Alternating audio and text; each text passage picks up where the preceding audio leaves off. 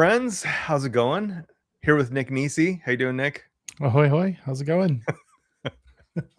We're gonna hang out and just do some like old school new wave code stuff. Just hanging out, talking about stuff. Um, You First, code? Nick. You still code? I wish, man. I wish. Me I was too. not coding way longer before AI, so yeah. Before it Now I was have a better cool. excuse. So today, broadly, the topic that we're going to be kind of like weaving in and out of is like harness engineering, I think, which has been Yeah. the broad topic.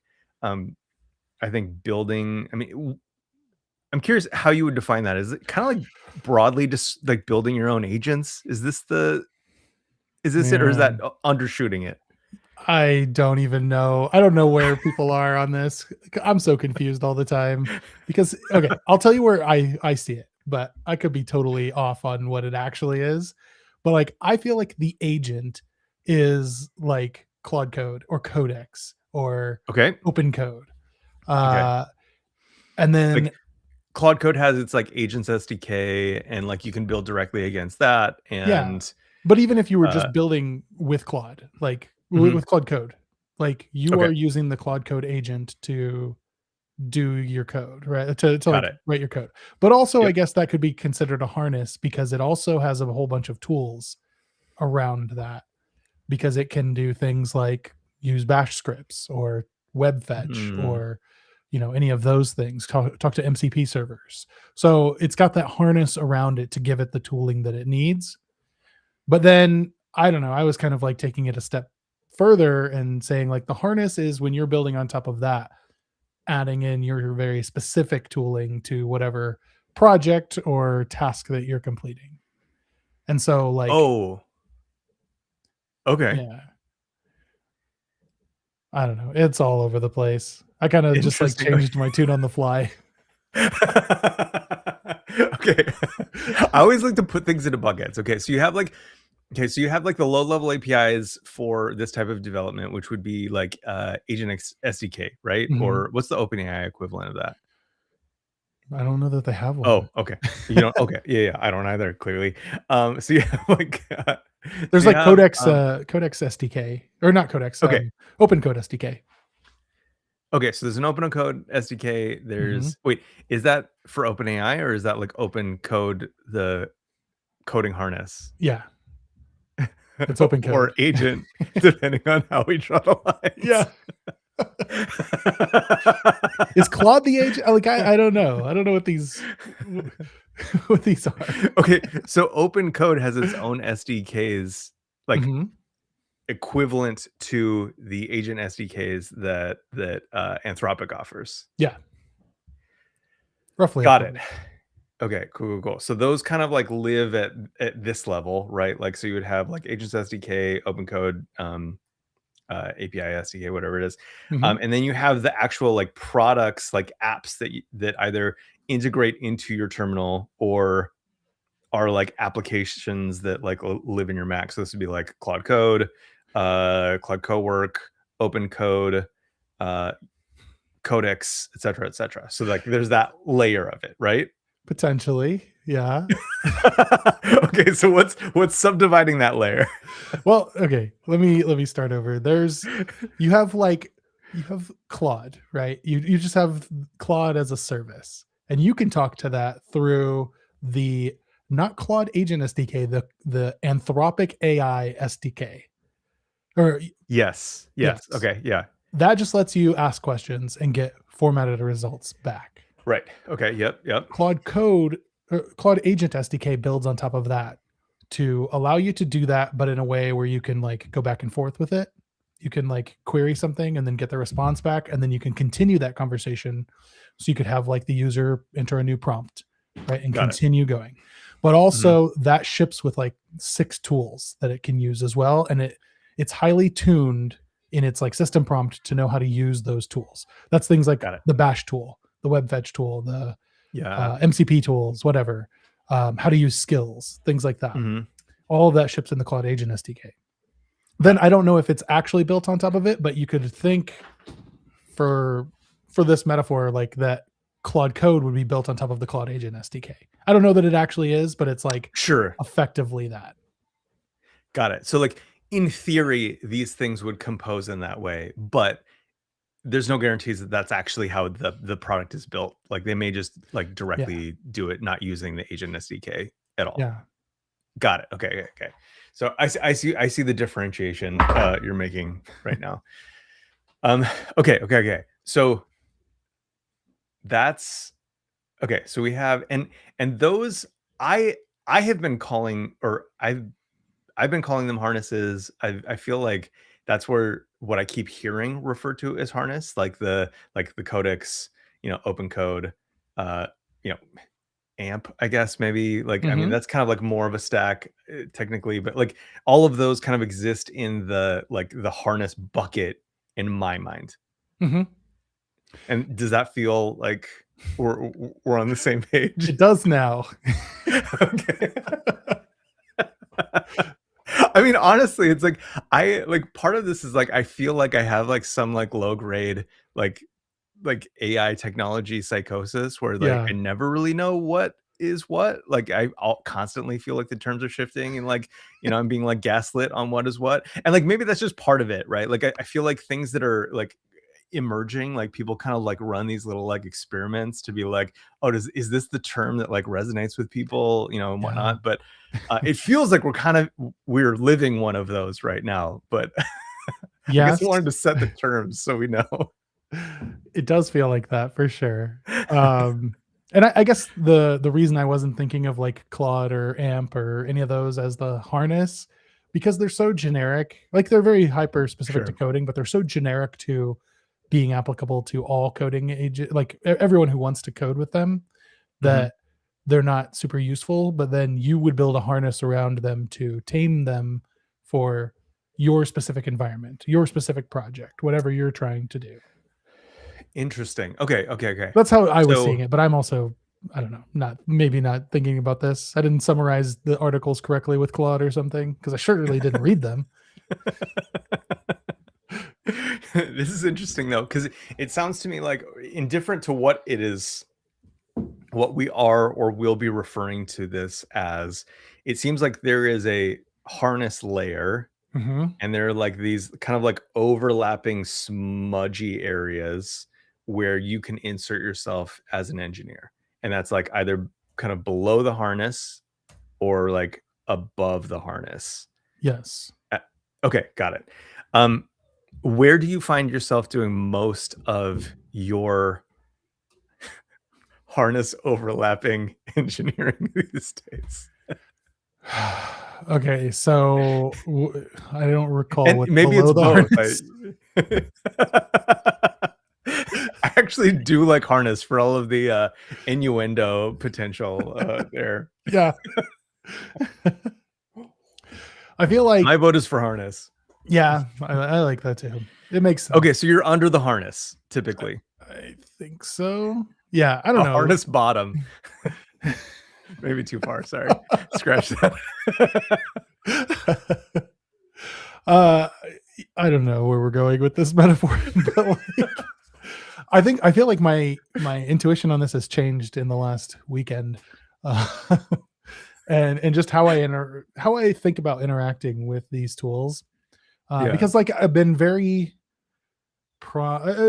focused on prompt engineering, context engineering, like that Yeah. segment of it, where I'm going to develop my plan and I'm going to thoroughly Mhm. know from front to back what's in scope, what's out of scope, what we're planning to build and what we're not, and Yeah. then like work with the agent to the harness to uh actually like implement the work. But it's like Okay. we're gonna agree on this contract. This is what my ideation skill does, which is my advanced planning mode Yep. skill. And we're going to work on this contract, and then once we agree that it understands everything that I want it to do without any ambiguity, and it understands how to actually do what I want it to do without any ambiguity, Mhm. then it's going to go write some specs that it will then later follow. And it breaks it up into specs like that so that it can chunk out the context. You can like completely clear Yep. things out and then load just what you need for that task, and it'll go. This was Got it. before the And million window uh, context. Sure. And like the benefit of having something that's like clearly delineated is that you can then have your agent harness kind of spin up like agents on each of those like clearly divided lines, Yeah. right? Hmm. Okay. And they only know what they need to know for that specific one. Hmm. And then with like Claude's agent teams, they can communicate with each other. So they will, like, one of them will lock a file and say, "I'm going to be editing this. Nobody else edit it." And then Oh, cool. yeah, they'll take turns on that so that they don't all overwrite each other and just screw things up. Usually, That is something that I was talking with someone about agent teams, and I was having trouble like describing the benefit just beyond um like having that additional manager piece and the like Mhm. coordination. But that's really interesting, like the practical um like blocking files so that yeah, interesting. Yeah, and it's still in beta. And if you actually look at like the message bus, like where they're sending messages to each other, it's dumb things. Like they're it's evolving as we speak. But it is pretty useful. Like if things can be done in parallel, and my like ideation script tries to like set things up so that these things can be done in parallel, I'll always use it just because I feel like I'm not spending money fast enough, and agent teams really gets me over the line. Okay, I want to talk about that a little bit though. Like Okay. this this this growing anxiety, like I don't know, do they call it token anxiety? Is this the common term for it now? Like the idea that you're supposed to be spending as much uh, utilizing as many tokens as you possibly can 24/7. Yeah, Is this the this is the term for it, right? probably. Yeah. Okay. Um Obviously you already use way more tokens than anyone else that I know. So I'm curious, how do you experience this? Just on like a totally personal level. Um, is this something that's always on your mind? How do I experience token anxiety? Yeah, yeah. Oh, I don't. Oh, you don't? You're good. Yeah. You're like, I'm using enough. I'm good. I don't run into limits. If I ran into limits, that would change my tone. But we're pretty lucky right now in this era of subsidized tokens. Totally. Uh, yeah, utilize as many as you can. No, no, I guess I meant the opposite. Like my understanding was that like token anxiety is like not utilizing every token that you have access to in this period of time. Oh, yeah. I'm also not I just switched over to like a team plan where it has like that window for tokens. Okay. Before that I was on the API billing, so it was just like you spend it, whatever you use you spent, and like there was no limits that I had, so I could go as high or as low as I wanted to. Nice. And now it's limited? Now it's limited, yes, but I hit the limit several times this weekend, and it was just like, "Oh, you have 0% left in this window for 2 hours." But it never stopped, so I must have some, like, built-in overages or something. I Yeah, don't know how it yeah. works. Just a little speed bump. They're all just Yeah. speed bumps now. It was not giving me it was giving me anxiety when it was like, "Oh, you only have 6% left," and I'm like, "Okay," because I started using this new app. Well, I don't know if it's new, but this app called Token Bar that just lives in your menu bar, and it just gives you like insight into how many tokens you currently have for whatever Yeah, and it models. works like across your accounts, right? Yep. Yeah, that's nice. That's nice. I installed it as well, but I don't use nearly enough tokens to actually like make it worth anything. Yeah. I was getting the warnings this weekend, but it was not too bad because once it got to 0, then I'm like, well, maybe this tool's lying to me, or I don't know. I never got stopped, so it just kept going. Nice. All right, well I guess let's pivot a little bit into some of the stuff that you're building. Are you okay with sharing? Yeah, let's do it. Okay, cool. And then maybe kind of in light of the conversation that we've been having, talking about like kind of where this sits in like above or below that harness application uh agent collection of tools Yeah, wrapper. For sure. So this weekend or Friday, I suppose, I went to this call, like the Zoom call meetup thing, where this guy, Ryan Lapopolo, was talking, and he's part of the technical staff at OpenAI, and he was specifically talking about this article that's on their website. And you can read it, or you can do the lazy thing like I did, and you can listen to the whole thing. Uh, and I listened to it on a walk, and it was actually pretty interesting. But this whole article just talks about like how his team at OpenAI, they are committed to this bit where they never write code. They never work on the project themselves. They only work on the harness that can work on the project themselves. And that sounds super interesting and super technical, and like, oh, I wish I could get there, right? And I want to really utilize this too. How could I get started? I'd have to build this whole harness thing, right? And yeah, you would probably, but it's way easier than you might expect. Because like literally, I read this whole thing. I did listen to it the first time, and then I read the whole thing, and then I read this article from OpenAI. From the other OpenAI called Anthropic, where it's basically the same thing, like effective harnesses for long running tasks. So they both have like these articles that talk about how they're using harnesses to complete work. And as we know from like interviews that Boris Cherny, the creator of Claude Code, talks about, they effectively rewrite Claude Code like every couple of weeks. And it's all 100% AI written. I won't say vibe coded, but AI written. Nobody really writes code for Claude Code. Sometimes that is very obvious, but most of the time it's great. So it is interesting. I mean, like, quick detour, like that does feel like, that ultimately feels like where we're going, right? Where applications are a set of well-documented constraints and evals, right? Oh yeah. And then the code is just like, it's ephemeral. Like you could rewrite it every day and like learn, like have it just relearn from itself. Yeah. We'll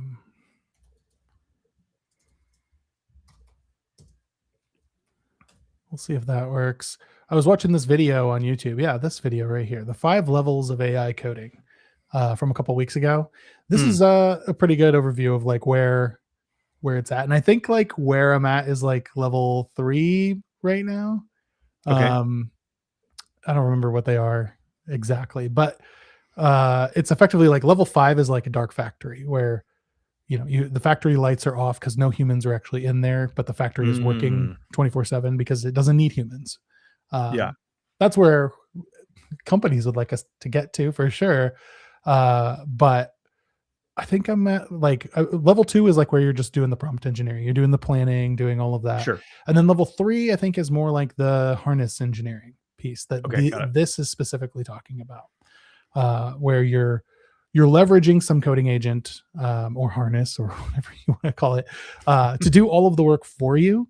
And you make it possible for it to make the right decisions at the right time and to understand what success looks like. There's an article from AMP called Feedback Loopable, I think. Yeah. Oh, there it was. That really like drives this point home, where like they specifically talk about this animation that they have right here. Where like a ball is bouncing around inside of a circle, and then it can escape if it hits at just the right place to get out. Well, how would you like code this if you had bugs with an LLM? Because the LLM is not really going to be looking at this canvas that is making this ball bounce and all of that. So you have to give the LLM a way. You have to design this app in such a way that it can get access to the information it needs to know when this exact moment can happen, or what happens when it hits a wall and goes from there. And so like I like this example because it's very visual and very easy to understand. All you have to do is like log out the coordinates of each ball every time, every frame, right? And then the LLM can see if some abnormality happens where it jumps 1,000 pixels to the right, in one frame, then there's probably a bug there and it needs to go understand that. And then once it stops doing that, then it knows that it fixed the bug. Yeah. So you're giving the LLM or the agent or the harness, whatever, the tools to to be able to like make these decisions and understand when things happen all on their own without you having to be like, oh, okay, now, at frame 4760, the third ball escaped. Like, Mhm. very difficult to do, very tedious. And that's not Yeah. what we're good at as humans. But if you give Mhm. the LLM the right tools, it can be extremely good at it. Yeah, yeah, yeah. This is interesting because I've been experiencing like I do a lot of video stuff, Hmm. and I've been experiencing this with video is trying to figure out like how to give an LLM like site, I Yeah. guess, and what site is useful in what context. So like transcripts, like having a sidecar transcript is great because effectively I that video is now indexable on its content, Oh yeah. which is pretty cool. So having those available is like it is really handy. And so instead of having that be like just kind of like an artifact that I produce before publishing, like holding on to that as part of the archive has been a really nice change. Hmm. Um, but there are other areas in which I could create additional data or like metadata around that video that would effectively produce site for LLMs in like a pretty like low low cost type of way. I'm Hmm. not entirely sure what that would look like right now, but clearly there have to be more ways that I can kind of give it insights to help me with editing, not just kind of indexing stuff from the past. Yeah. I have no idea what that would look like. And I Yeah, didn't think yeah, about it, but it feels like you with a lot more context around that and the problems could Mhm. potentially like with a lot of thinking, just think about a way to better describe different parts of that process to it so it could Yeah. automatically. Yeah, that's fascinating. Interesting. So like if I were to like utilize agents better in my particular workflow, Hmm. kind of thinking about it through this lens of like what are the insights that I can provide an LLM that allow it to not only do work but introspect the value of its own work. Yes. Okay. And you just have to really think about what your process is as a developer on that project. Mhm. How do you Mhm. develop that? How do you understand when work is ready to ship, when a PR is ready to be opened, Yeah. when a PR is ready, when you feel like it's good enough that you can invite another human to review that and waste their time on it, right? You don't want to Yeah. waste their time, so you really think about those things before you just ship any slop. But it's far too easy with AI to just let that squeeze by, and then Yeah. you do waste human time. This is something. Oh, sorry. I No, go didn't mean ahead. to cut you off. Go ahead. This is something that I think is kind of like all really great terms kind of have this ability to adapt over time Mhm. to a more advanced understanding of that thing. And something that I've been like a feeling a shift in is that early concept of vibe coding where you Yeah. just like go in, what's that like embrace exponentials and just like, feel your way through the universe. You don't even know how to code, like just, feel it. Mhm. Um, but it does feel like there's like another, to borrow that levels idea, another level of vibe coding where you're actually introspecting like what are my vibes as someone who's been doing this for a really long time?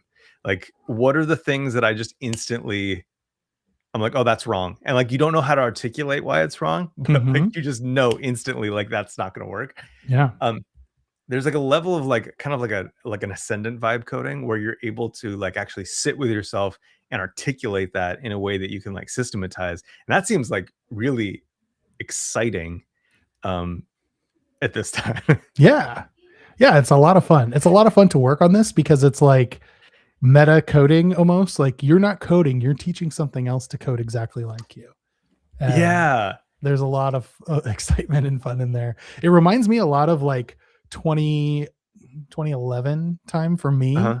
I was like I was I was like, I'm gonna be completely dedicated to Vim for the rest of my life. And I'm just going to, so I was like, taking the right steps. But more specifically, I would like do work and I'd be like, oh, that felt inefficient. And I would undo the work and then I would try Mhm. and do it in like fewer keystrokes in Vim. And that's like all part of learning. And I had like, Yeah. post-it notes on my screen of like the 5 commands that I was learning this week, and trying to internalize. And so I would literally like undo things so that I could learn how to do it with macros, or to, learn how to do it in 5 fewer keystrokes. Yep. And it feels like that now, where I could just go do this work. But how fun is it to teach something else to do this work, and then maybe I never have to do it again? And so there's a lot of like excitement and fun in that, and then just thinking about how you put tooling around these things that you do, in different Yes. ways to give it that visibility into whatever. And so is that how you interpret harness engineering? Like Mm-hmm. effectively like taking a problem and not just continuing to resolve it manually at the prompt level inside of, these tools that we have today, indifferent to how good they are, but actually creating your own toolbox for doing that repeatedly. 100%. So like Okay. I've been solving this for a while, where like I feel like I'm in this flow zone with my ideation script and like planning Mhm. things. But then like, the work didn't, it's not like I just automated my job away and I, only work 10 minutes a day.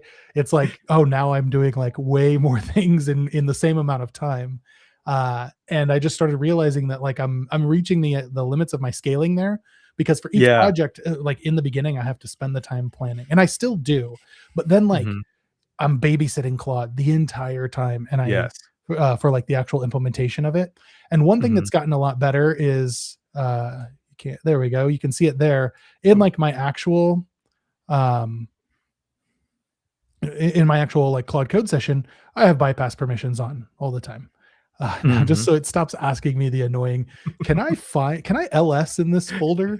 Yes, you I can ls. I have the permissions set, and it still asks me, and it like drives me up the wall. Anytime it tries to use a pipe with another command, it's like, I'm going to stop because I got to ask about a pipe. No, just do it. I actually, it's so bad. I worry sometimes that it's like it's actually just a ploy to get you to like take the guardrails off entirely. Yes. Well, funny you should say that, because starting this week, I think Anthropic is going to be like, they're going to have some new auto mode or something where it's like bypass dangerously skip permissions, but it does some Yeah. like thinking around that to be like, should I Okay. really skip? Yeah. Uh, Yeah. all in a sign. Yeah, it's just going to be an if statement. If ls, yes, just go. I know. I changed my alias so that it always just opens and dangerously. Oh, cool. I have it set. I have a couple of them. I got tired of it, but I have regular Claude, and then I have Claude with a bang, which is dangerously skip Just do permissions. it. But then like I was typing that so much this weekend, I was like, oh, I can't do this. So now I have CC, which I know is the like Objective C compiler. I overrode that. I don't care. I've Oh, never nice. compiled that before in my life. So now it's an alias to Claude Code and then CC bang, so I can just easily get to it like that. Nice. Nice. Little side quest here. Yeah. Um, do you like, are these set up as like just like regular aliases, or do you use like ZSH functions? These in particular are just alias. Yeah, they're just aliases right here. Oh, there. Got it. Cool, cool, cool. Yeah. Nice. I use functions for other things. In this Mhm. case, I wanted it so that I can do like, I think it's that CC. Now it'll go to Clang if I Oh, so you wanted can it. opt out. Yeah, you can opt out of it. Interesting. Is that backslash? Is that like a default ZSH feature? At least, yes. This is ZSH. I don't know if it works in Bash, but I haven't used Okay, Bash in like 10 interesting. years. So that's like ignore my alias. Yeah. Interesting. I learned something new about ZSH today. Thank C you. though is a function, and I think, nope. See, if I did dot files, yeah. C is just like my coding directory where all my Okay. code lives. It used to be just called code. Now it's called developer. Do you know why? I bet you're not as anal about this as I am. Okay, let me see. Yeah, I don't know. It's so stupid. You're going to be so disappointed when you find out why. It's because in Mac OS, making everything big. In Mac OS, if you have it called developer rather than code, Okay. oh my gosh, too big. And It it puts gives a you an little icon. hammer. Yeah. Yeah. No, no. I knew that it didn't work for code, and so like I was like, wait, but you don't get a. Okay, that makes sense. Yes, a Yep. little developer Code, hammer. code with a capital. Oh, right. I forgot. Sensitivity. They don't get it. So yeah. You're more organized than me. Honestly, all of my projects live in downloads now. Oh, It's just- really? yeah, Oh, I I have to get off this call. I can't be associated. that or like my home directory, like just straight up in the home directory. I know Oh yeah. it's chaotic, but it is what it is. I have this app called Hazel that weekly just culls, like anything longer than a week in my downloads means I don't want it anymore. So it just deletes it. So That's the way that's to be. totally ephemeral for me. And I Nice. that's why I'm like cringing at the idea because it's been that way for so long. You would just be cleaning out live projects all the time. Yeah. Yes. I actually do that with email. I use Google App Scripts. And Uh-huh. it's like if I have an open message that's older than, I don't know, a certain amount of time, it just auto archives it. It's like I'm never responding to that. I have 143 projects in this developer. Oh, So good Lord. yeah. Yikes. I might have to adopt developer. Yeah. There are dozens of us. All right. Do you have any harness stuff you want to show off? Yeah. So like I was thinking about this article and Yeah. how cool it would be, like hearing Ryan talk about the team at OpenAI that does this. You know, they give it ideas, they give it ways to know what to do, and that can be things like a linear ticket or a GitHub issue or whatever, and it can pick up those and it can run with them. So it has to know, like, understand how to write code effectively in this project, like as a human would.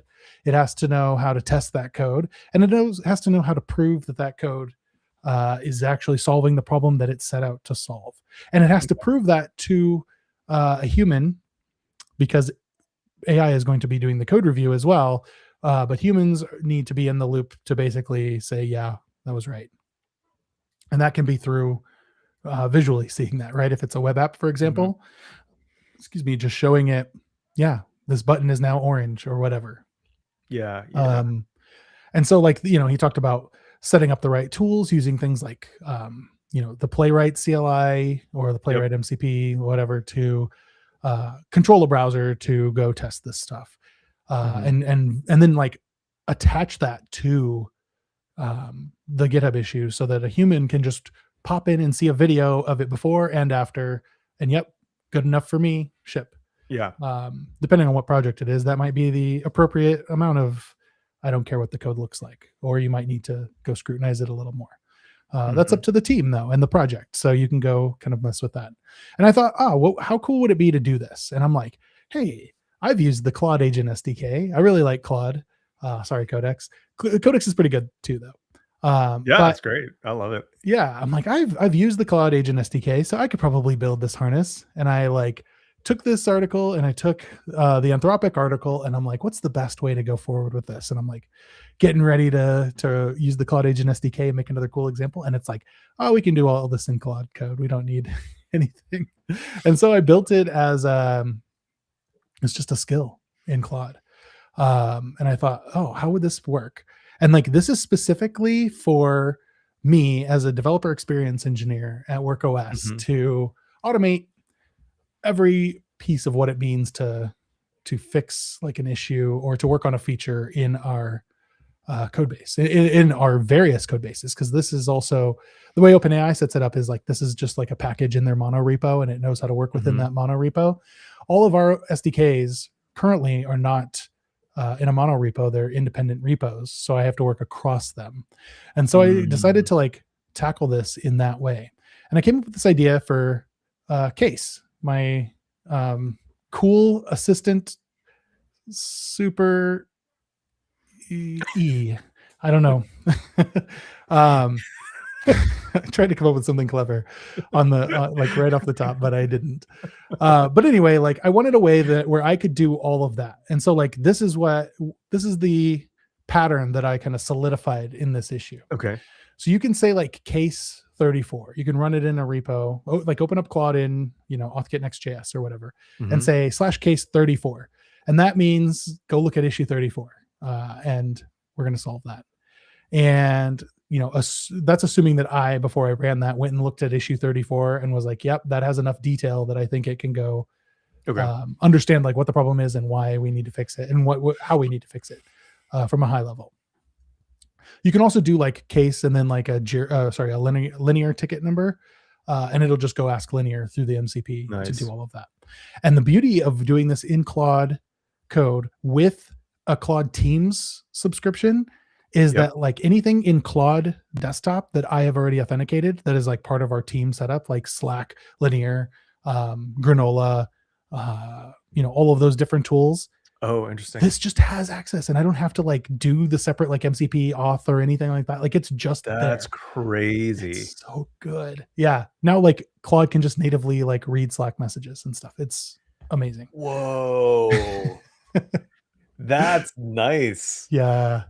So it goes in and it basically like the top level agent that you're talking to in Claude is the orchestrator, and it's going to, parse it out, whatever it is. And then it's going to create a task.json file, and it's going to manage its state in that. So where it is. And this way, like if it dies or if you kill it or you lose the internet or whatever, you can come back and just run the same command and it will pick up where it left off because the task.json will already exist and it will just work from there. Then it does things like it sets up the environment. Like it'll set up like a work tree, for example, and then it sets up and just does a quick smoke test to make sure that it can do things. And that could be as easy as just running the tests. That way it knows it has all of the dependencies installed and everything, and the tests pass. And if that does pass, then it spawns an implementer agent, and the implementer agent just goes, whoa. Am I still here? I think, yeah, no, you're still here. I think it's just struggling on the dual upload between the display and your face. Yeah, classic. But yeah, the implementer will do the work, and it'll either pass or fail. And if it fails, it'll go and do like a retro on it. And that it's not represented in here, but the failure does actually, like if it fails 3 times, I think, because if not, it'll like learn and it'll go back into a loop. But it tries to do like doom loop detection so that it knows whether it's failing or not.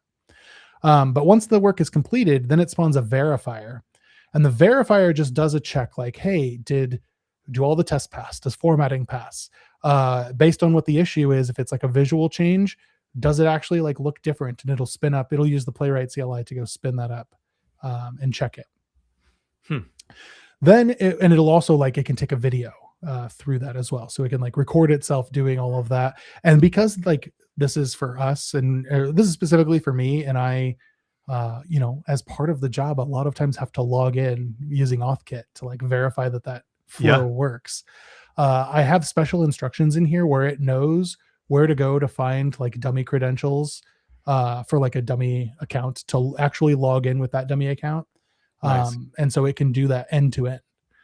So it's specifically built up for me for this work that we're doing.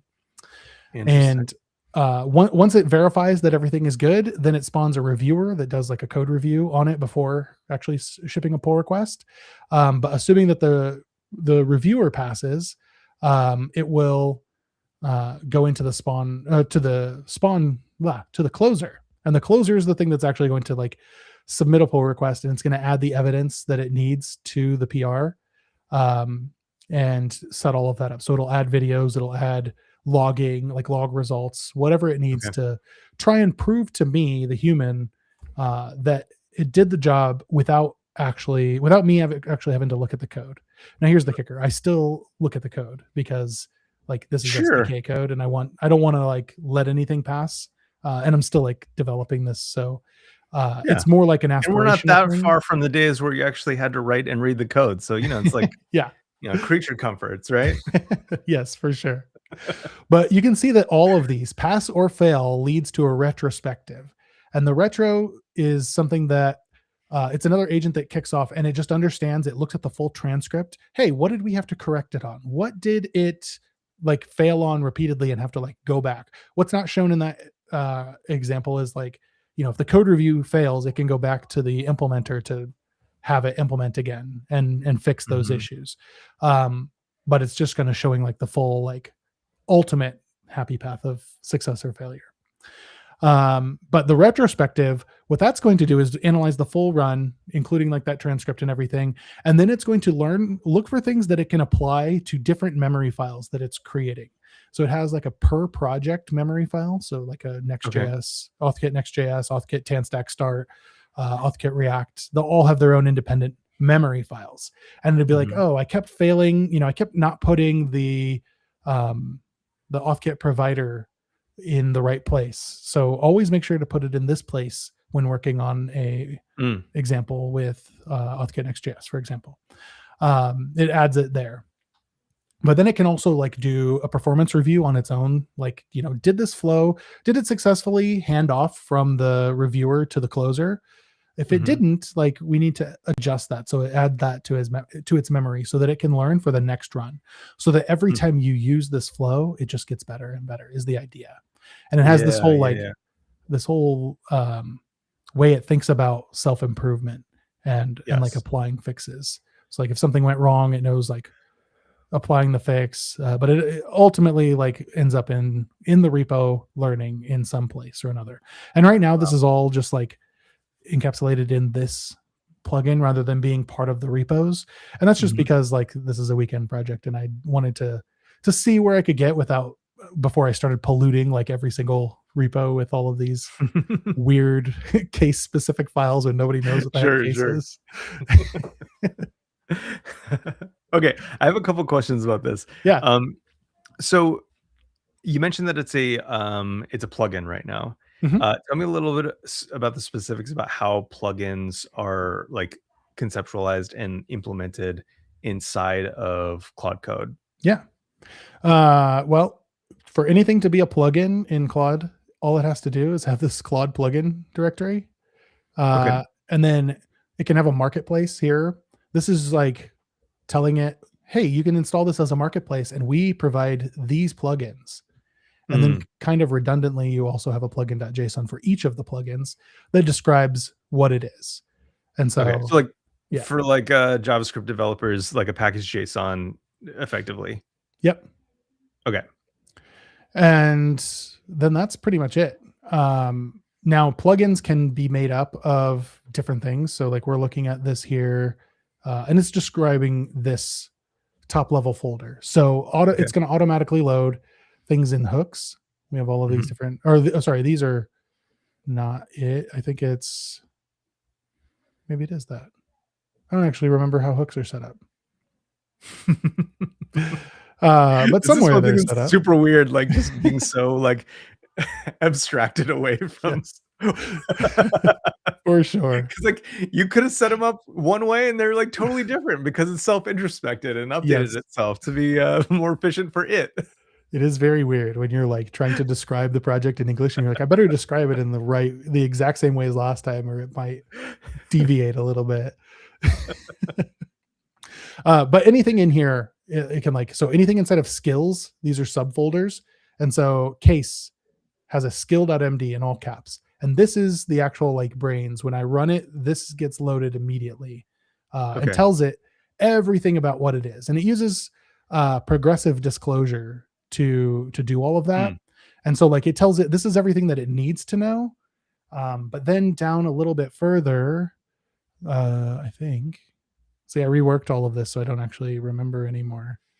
Oh yeah, it tells it everything is like absolutely pathed because I wanted it to for my again a weekend Sure. project. Yep. I wanted Yeah, it to yeah, yeah. always like update things for memory and stuff in the one place. Yep. Okay. So it's very like tied to me right now. Um, But yeah, it's like progressively disclosing when and where it can load all of these different things, and kind of goes through it all. A lot of the progressive disclosure stuff is like hidden in the agents, because this is telling it to kick off like a different agent for everything, and that is in here as just an agents directory.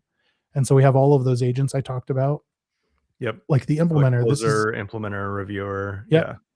this is the one that knows how to do all of that, and it just loads everything that it needs Okay. to know. And so, it's only getting the context of the things that it needs to know as the implementer, but it knows absolutely nothing about reviewing or verifying the code, for example. Got it. Yeah.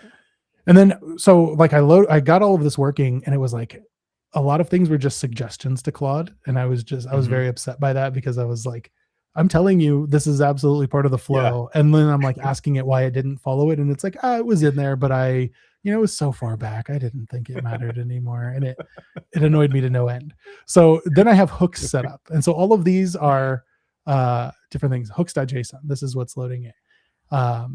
It's saying like, on pre-tool use, before using the bash tool, run this pre-PR check. And that does like a quick thing to know if we're doing PR things. And if it's Mm. not, it just silently dies and does nothing. Pre-push check, make sure this is actually like the result of Claude not listening to me.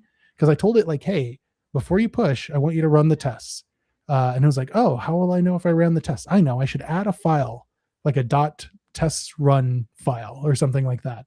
Mm. And if that file exists, then that means I ran the tests. Well, then Claude gets lazy later on, and it's like, oh, all I have Sure. to do is touch this file. I don't actually have to like run the tests. That file just Yeah. has to exist. So then like, it's crazy now. The contents of that file, which this deterministic bash script runs, is the cryptographic result of having run the tests. So it like Oh grabs my a gosh, shot. that's crazy. So silly. Like, I don't trust you for shit.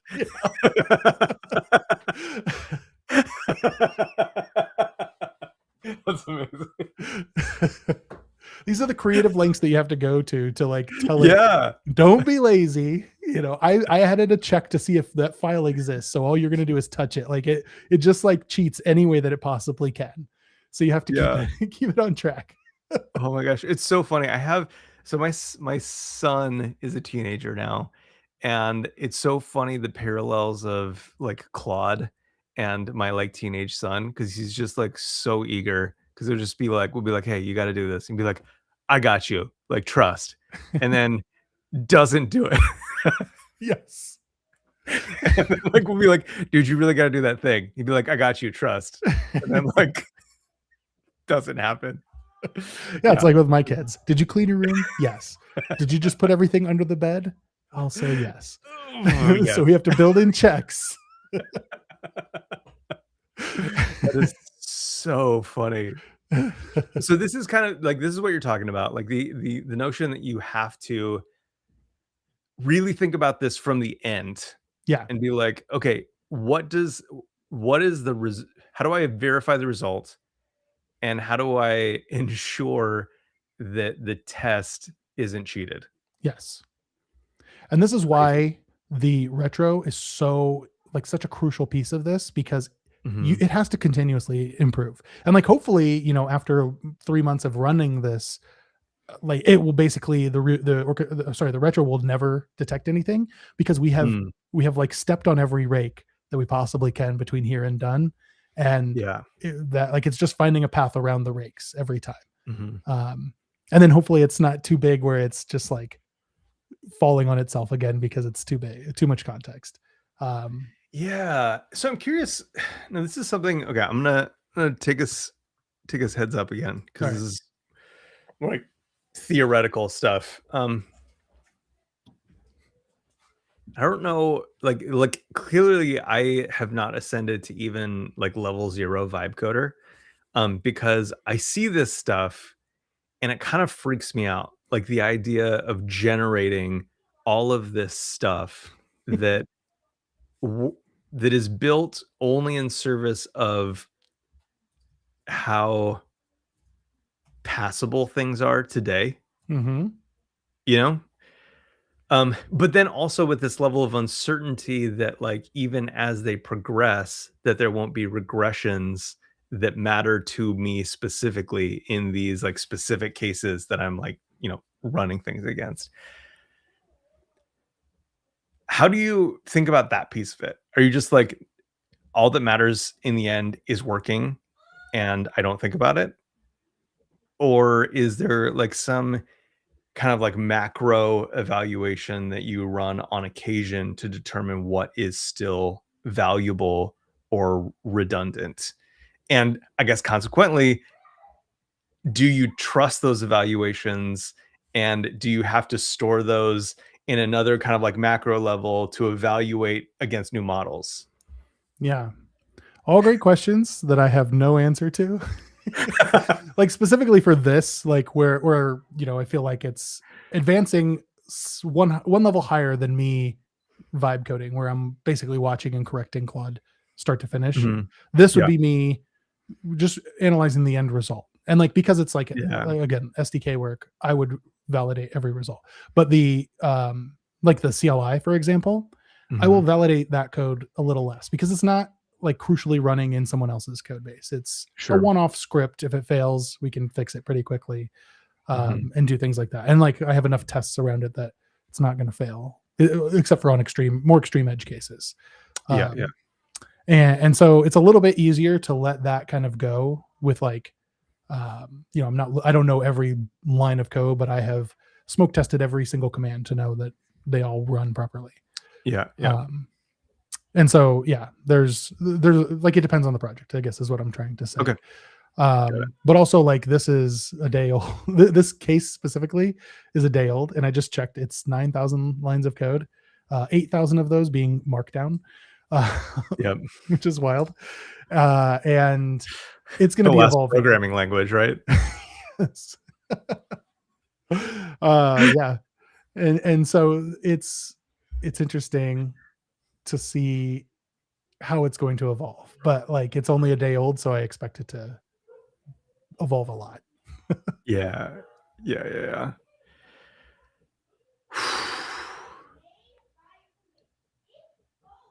Yeah, I'm just like taking a like I'm just taking a moment for my like soul to catch up because it's just like like it's so wild to think about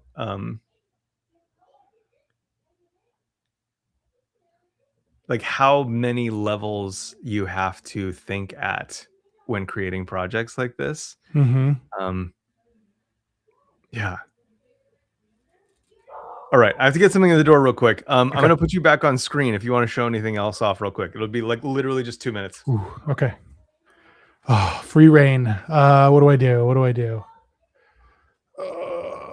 Okay, I will show. I'll just open up some code here. So I'm in the case project, and yeah, I just ran clock to see how many lines of code it was, and it's 8,000 lines of Markdown, 1,100 lines of shell, and then 300 lines of JSON.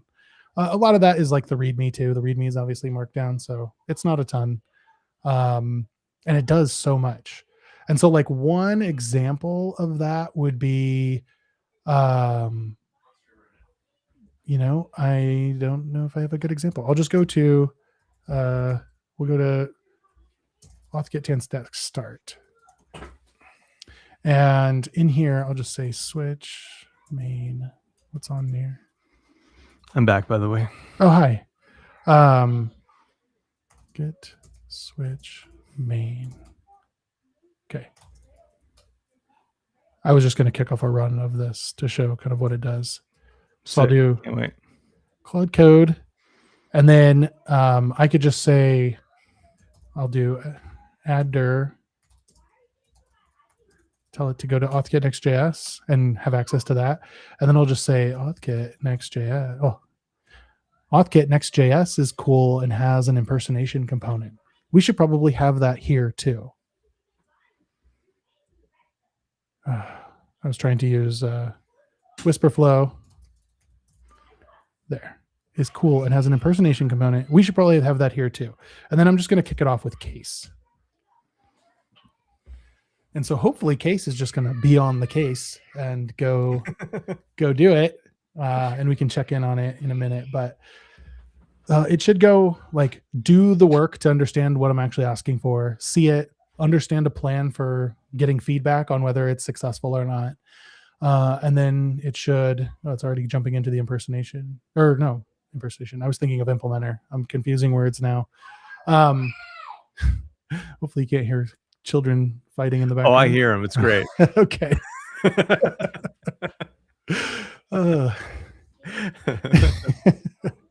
But yeah, so it's running, and it, like, as little as possible, it should be figuring things out on its own. And it knows, like, it has a rubric for understanding what to do with that.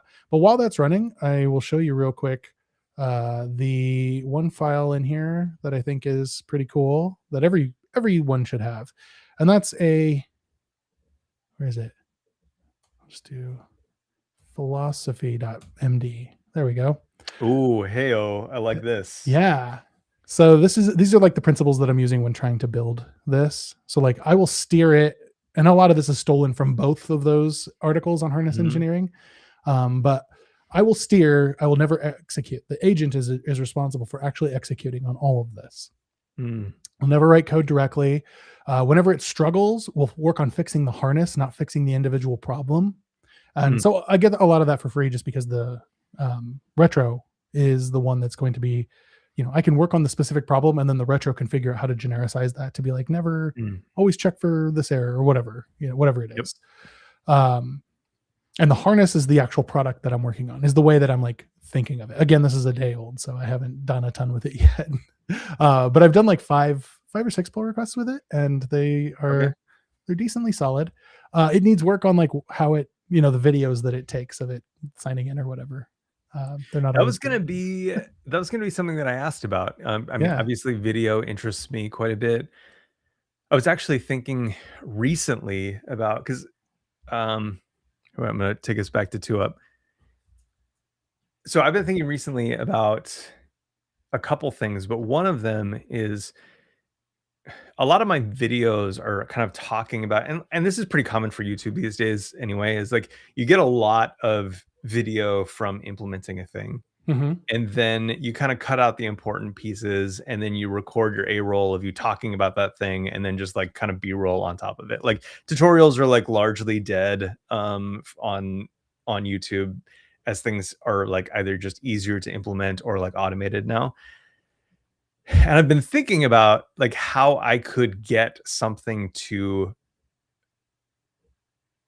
create those videos for me like overnight, and maybe even just do like whatever. You have like 18 hours or whatever, how many, maybe not 18, but like you have a number of hours, 12 hours to just fully utilize this computer to do, to take as many videos as you can, like run it as many times and like theoretically succeed one time, and like great, perfect. What does that look like given your experience like taking these videos? Is that possible? What's the toolage look like for that? I don't know super specifics. I know it's very possible though. And the number one piece of evidence that I would point to is what is that? Is it Framer? Reframer? Oh, Remotion. And like, oh yeah, Framer has that. Yeah. Okay. Remotion is the one I was thinking of. They have like a MCP or a set of skills or something. I think it's a set of skills. And oh wow, that's kind of amazing. I used it once and it like generated this video of the CLI, and I was just blown away at how cool it was and how well it worked for me, literally doing nothing. And it spun up like a browser-based video editor. And I could watch like the timeline, and so cool. So yes, it seems like the tooling is there, right? I just have to know how to describe what I want in a particular way.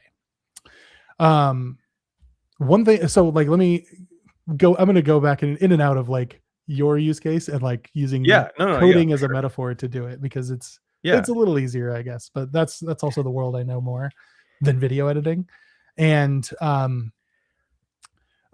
so one thing that I have is one skill that I have is a blog post writer. I might have talked about it with you before. But it like takes my ideas, my raw ideas of how I want to write a blog post, and it applies a formula to it. And it used to just be one formula, the story circle from Dan Harmon.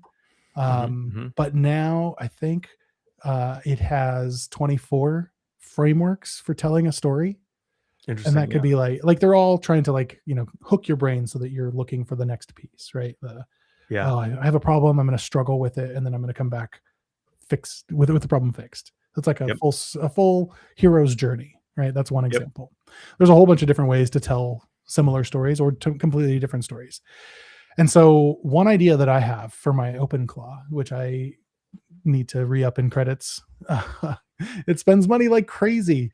But one idea that I have is like a really cool thing with Claude and Codex and probably all of the other harnesses or agents, whatever we call them, is they all keep logs of what they're doing and how they're responding and all of that. Okay. They're usually these like JSON-L files, which is like it's like full JSON for each line, so you can break it up by line, but each one is like a full JSON object. So you can have like a bunch of. It's great for logs, right? You know who's great at reading those logs and understanding them? LLMs, baby. Yeah. So what could be cooler than OpenClaw, like going through and reading my log for the last week? What were the highlights? Mhm. What were the lowlights? What projects that I do? What was notable about the work that I shipped or the way that I like reframed my whole workflow? Yeah. You know who could do that? Who could just parse that? OpenClaw, and it could then send that to the blog post writer skill and write up the journey that I took for the last week every week. Yeah. Like There, yeah, like building your own like building some like human analytics. Would that be like a way to think about it? Like how yeah, frustrated you were, like how successful like you were, like which veins you take all of the time, like when given an option, yeah, like those types of things. for sure. And I was thinking more in terms of like the specific analogy is the storytelling frameworks, right? The story circle, Yes. all Yeah. of those. What are the equivalents to that in video? I'm thinking from The Simpsons, like star wipe. We're gonna star wipe to this. Like we're gonna do this. Like there's different.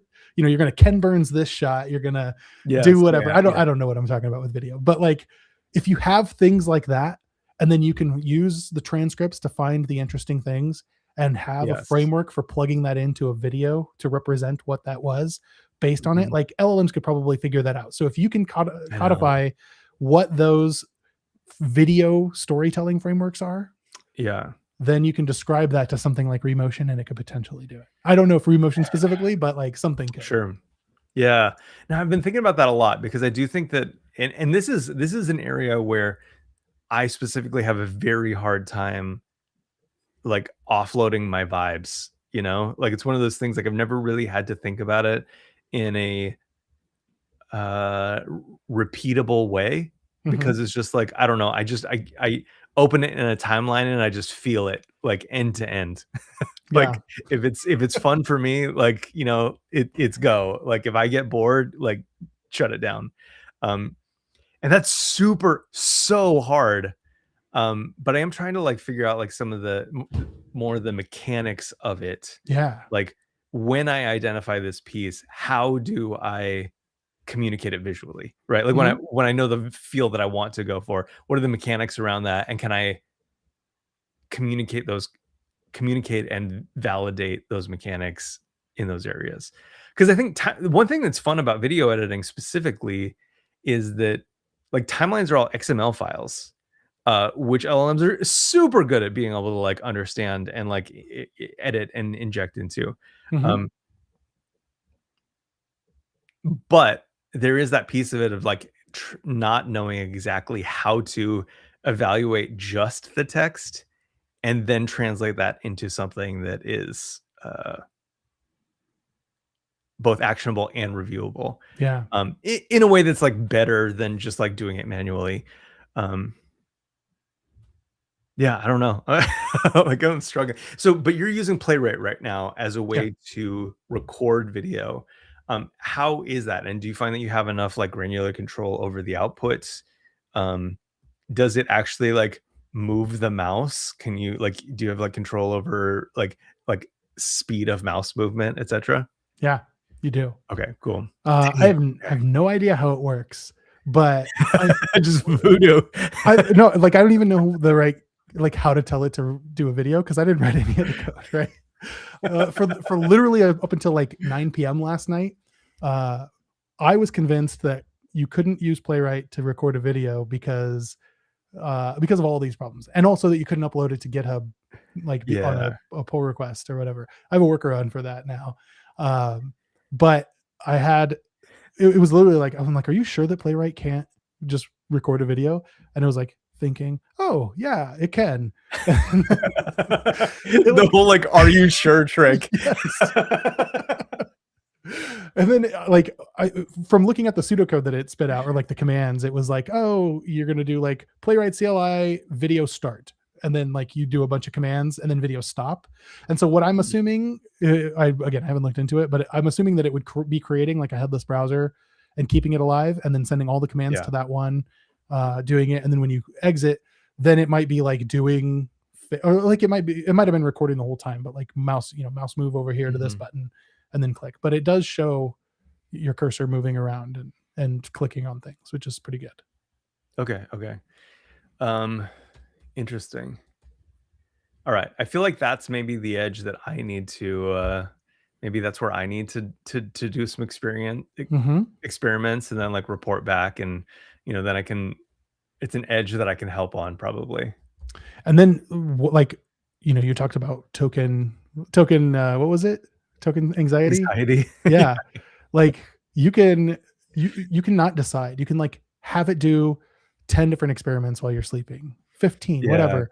And then you just wake up to like, I'm going to review these 15 videos and see which ones are the best, and have a discussion with Claude or whatever the agent is or whatever the tool is. Yeah. Like, I like this one because I like this one, and this one for these reasons. How do we codify that so that you trend towards that based on what this content is? And like, what can we pull out of the videos to know why I picked this one versus the other one? Yes. Things like that. Yeah. And just have it learn over time. So much. So there's like so much. Like it's wild that like there's so much capability that it's like just hard to even keep up with figuring out how to automate your entire life. Yes.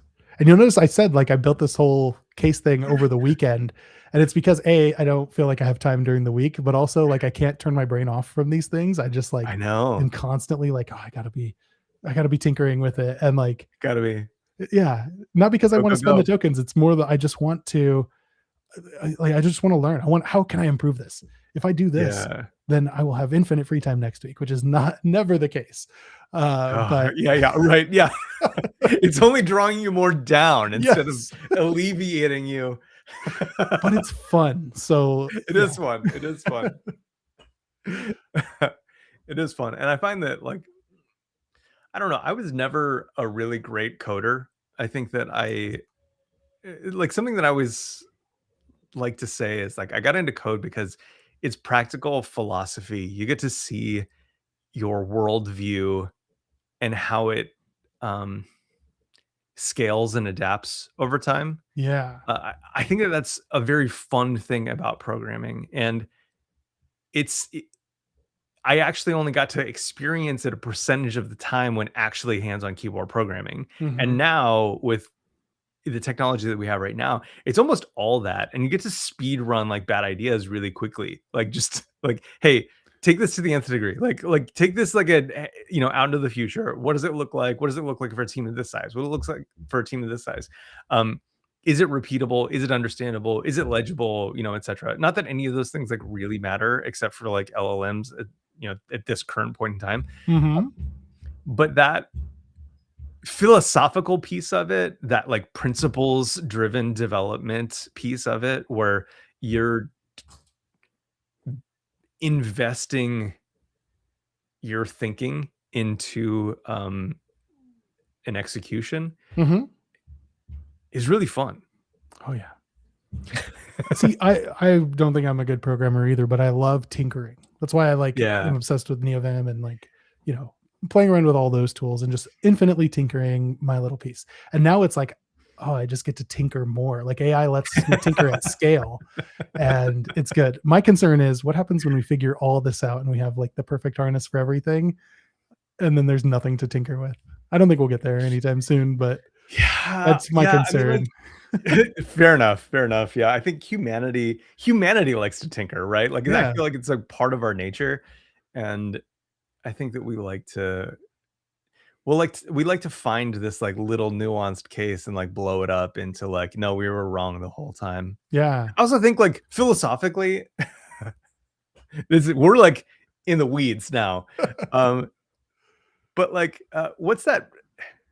See, this is like I'm very much like smart enough to have ideas, like too dumb to understand like that they're already thought of or where they come from or like what the name is. What's that idea that like things change their form when observed? Oh, yeah. It's like a Um, physics thing. yeah.